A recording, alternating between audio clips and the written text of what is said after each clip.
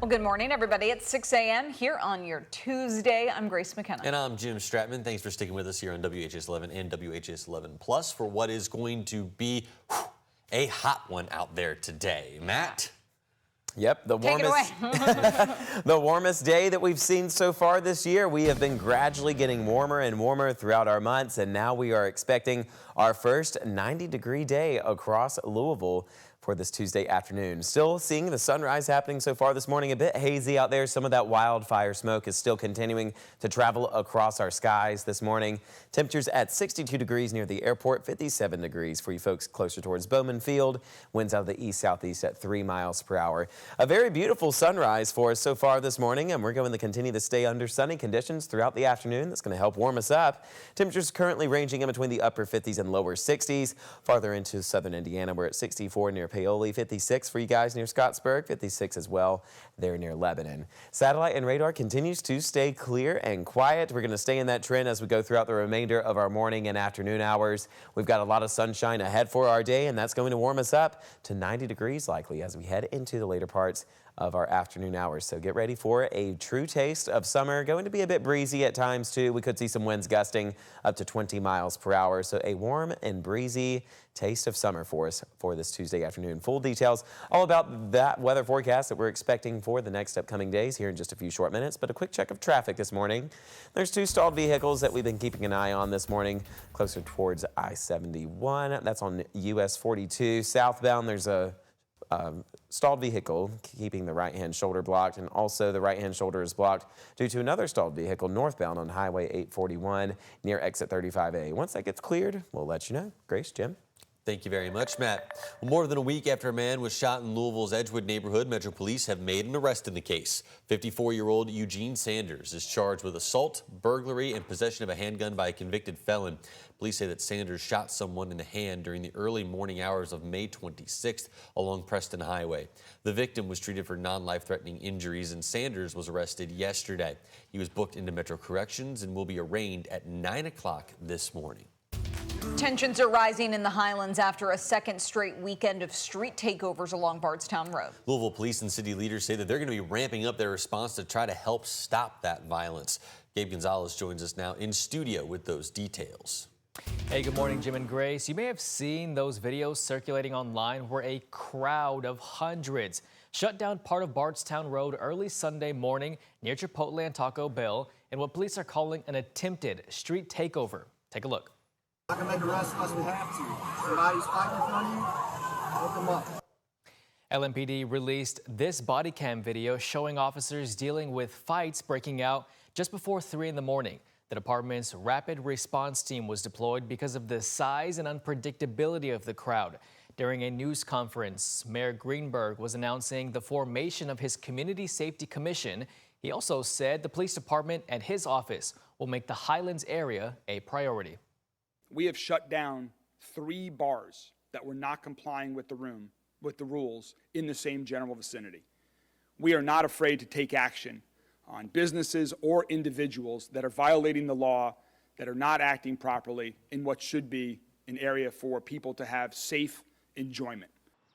Highlands Taproom confirmed to WHAS11 they are now going to be closing at 2 in the morning instead of 4. The mayor says more officers will be patrolling this weekend, and he and the chief will meet with business owners in the next few days so they're aware of the rules they're implementing. He says changing the bar's closing time is up for discussion. LMPD says it arrested 3 people on Sunday, including 22-year-old Antavia Brown and 20-year-old Jakaya Snizer, both charged with disorderly conduct. A 16-year-old girl was also taken into custody. Her name has not been released because she's a minor. Now, Brown and Snizer are both in LMDC and will be arraigned this morning at 9 o'clock. In our next half hour, we'll hear from neighbors along Bardstown Road who are just frustrated with these instances. Jim, Grace. All right, Gabe, thank you. A community hub in West Louisville is facing an uncertain future as TARC moves to sell the NIA Center. The complex on Broadway has been a feature in West Louisville for years, providing space for local entrepreneurs and state services. Business owners there say they were blindsided and worry about what comes next. Yesterday, TARC revealed its intent to sell the property, which it owns, to Goodwill. Goodwill wants to use it for affordable housing.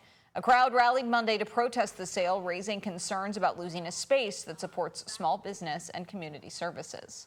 I have been here at the NIA Center for a total of 10 years. The service, my business has grown, and it's been convenient because I had chosen the NIA Center, a place of purpose. I would hate to see this to go over Goodwill's greed and TARC just not doing the proper thing that needs to be done for the community. You got to put your community's interests first.